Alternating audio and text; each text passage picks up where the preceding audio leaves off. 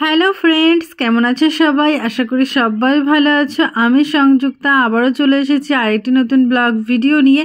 তো যারা অপেক্ষায় ছিলে যে আমার বর্ধমানের ভিডিওগুলো কবে শেষ হবে, তো আজ সেই অপেক্ষার অবসান ঘটিয়ে আমিও নিয়ে চলে এসেছি বর্ধমানের শেষ ভিডিওটা নিয়ে। আজ পুরো 12 দিন হতে চললো আমরা বাড়ির বাইরে এইভাবে এর বাড়ি ওর বাড়ি বেরিয়ে বেড়াচ্ছি, আর একটা না একটা এক্সপিরিয়েন্স নতুনভাবে উপলব্ধি করছি। বাড়ির বাইরে বাইরে যে এতটা দিন কাটিয়ে দেব সত্যিই ভাবতে পারিনি। এতদিন বেড়ানোর পরও আমাদের মন ভরেনি, মনে হচ্ছিল আর কয়েকদিন যদি থাকতে পারতাম সত্যি খুবই ভালো হতো, কিন্তু কোনো উপায় ছিল না, কারণ বাড়িতে রেখে এসেছি বাবা আর দিদাকে, আর তারা দুজন রয়েছে পিসির ভরসায়। আবার পিসির শরীরটাও তেমন নাকি ভালো নয়, তো এর জন্য আমাদের বাড়ি ফেরার সিদ্ধান্ত নিতে হলো। আর এই হলো আমার দিদা, মানে আমার মায়ের মামি, আর আমার যে বাড়ি দিদা আছে তার বান্ধবী হলো উনি। এই দিদার শরীরটাও তেমন ভালো না, উনি তো উঠে দাঁড়াতেও পারে না, এখন বসে বসে সব কাজবাজ করে। আর এই হলো আমার মাসিমণিরা, এক মামা গেছে ঘুরতে ট্যুরে আর এক মামা গেছে কাজে। তো আমার এই মামা বাড়ির যে মামা মাসি সবাই আছে, দেখতেই পারছো ওনাদের কিন্তু অনেক বয়স হয়ে গেছে, আমার মা বাবার থেকে সবাই বড়। একটা কথা বলতে কি, ওনারা যে এই ভাই বোনগুলো কেউ এখনো বিবাহ করেনি, আর বয়স এত হয়ে যাওয়ার কারণে ভবিষ্যতে আর তাদের বিয়েও হবে না, বুঝতেই পারছো। তো এখনকার যুগে আমাদের সবার একটাই কথা, বিয়ে না করলে নাকি মানুষ বাঁচতে পারে না।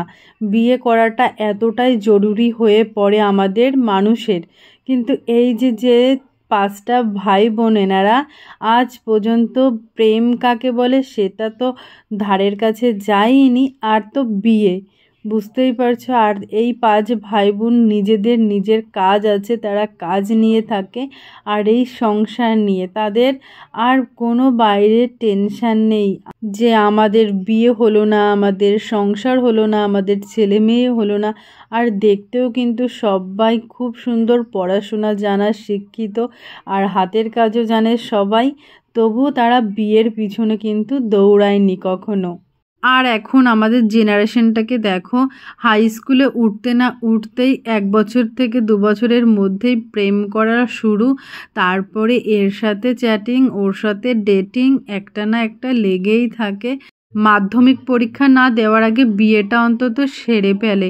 আর যদি কেউ বিয়ে না করতে পারে, প্রেমে ধোঁকা খায়, কেউ ব্রেকআপ করে চলে যায়, তো তারপরে তো ছাড়াছাড়ি কত কিছুই না ঘটে। এই বয়সে প্রেমের জ্বালায় ডিপ্রেশনে চলে যায়, একে অপরকে ছাড়া থাকার ভয়েতে কেউ তো নিজের জীবনটা অবধি দিয়ে দেয়। আর অল্প বয়সে যারা বিয়ে করে, যেই একটু ম্যাচিওর হয় তখন বোঝে তারা যে আমরা এটা কি করলাম, প্রেমের জ্বালায় বিয়ে সংসার করে নিজেদের জীবনের সকাল্লাদ সবটাই ত্যাগ করে দিলাম। তারপর শুরু হয় সম্পর্কের ভাঙন, ডিভোর্স, ছাড়াছাড়ি, পরকীয়া, এই সমস্ত জিনিসের। এই হলো আমাদের অবস্থা। দিনকে দিন আমাদের জেনারেশনটা যে কোথায় নেমে যাচ্ছে বলে বোঝানোর মতো না। যতই আমরা বলি মডার্ন হচ্ছে, কিন্তু এই প্রেমের ভূত যদি কারো মাথায় ঢোকে তার যে কি হাল হয় কি বলবো। আর আজকালকার দুনিয়ায় সত্যিকারের ভালোবাসা বলতে হয়তো কিছুই হয় না, 100টার মধ্যে একটাই হয়তো সত্যিকারের ভালোবাসা হয়। আগেরকার দিনের মানুষেরা ভালোবাসলে সেই মানুষটার জন্য নাকি বছরের পর বছর অপেক্ষা করে কাটিয়ে দিত, আর এখনকার দিনে নাকি 2টো দিন দেরি হলেই পরের দিন ব্রেকআপ হয়ে যায়। তো বুঝতেই পারছো এখন ভালোবাসার নামে সবটাই এখন খেলাই চলছে। আবার কেউ কেউ আছে এই মিথ্যে ভালোবাসার পাল্লায় পড়ে নিজের জীবনটাই পুরো শেষ করে দিচ্ছে, না ভাবছে নিজের মা বাবার কথা, আর না ভাবছে নিজের পরিবারের কথা। নিজের কথা তো বাদই দিয়ে দিলাম, একটা ফালতু মানুষের জন্য নিজের জীবনটা পুরো শেষই করে দিচ্ছে। তাতে কি লাভটা হচ্ছে?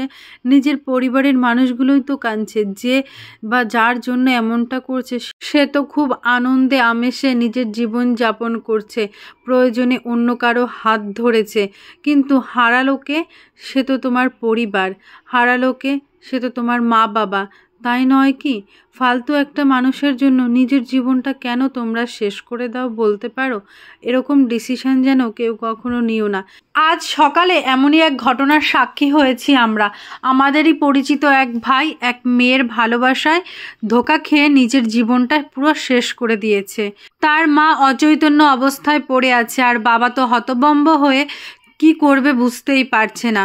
সবাইকে একটা কথাই বলবো, এমন কোনো ডিসিশন নেওয়ার আগে সবসময়ের জন্য নিজের মা বাবা ও পরিবারের কথা একবার ভাববে। যত সমস্যাই হোক না কেন জীবনে, তার সমাধান সময় আসলেই হয়। জীবনটা এতটা ঠুনকো না যে যার তার জন্য শেষ করে দিতে হবে। এই জীবন পাওয়ার জন্য মানুষ অনেক সাধনা করে। একটা কথা সবসময় মাথায় রাখবে, কেউ যদি তোমাকে মাঝ রাস্তায় ছেড়ে চলে যায়, তাহলে তার থেকে ভালো মানুষ তোমার জীবনে আসবে। আর নিজের জীবনটা শেষ না করে দিয়ে যে তোমাকে ছেড়ে চলে গেছে, তাকে দেখিয়ে তুমি কতটা ডিজার্ভ করো বা তুমি নিজে কতটা প্রতিষ্ঠিত হতে পারো সেটা তাদেরকে দেখিয়ে দেবে। তখনই হবে তোমার তার প্রতি যোগ্য জবাব দেওয়া। জীবনে প্রত্যেকেরই কষ্ট দুঃখ লেগেই থাকে, আর এই কষ্ট দুঃখের সঙ্গে লড়াই করে বেঁচে থাকার নামই হলো জীবন। আজ কষ্ট হলে কাল সুখ অবশ্যই আসবে। জীবনটাকে ভালোবাসতে শেখো আর জীবনটাকে এনজয় করতে শেখো, দেখবে সবটা ঠিক হয়ে যাবে। সেই সকাল 6টার সময় বেরিয়েছি বর্ধমান থেকে, আর এখন 2টোর সময় এসে পৌঁছেছি বাড়িতে।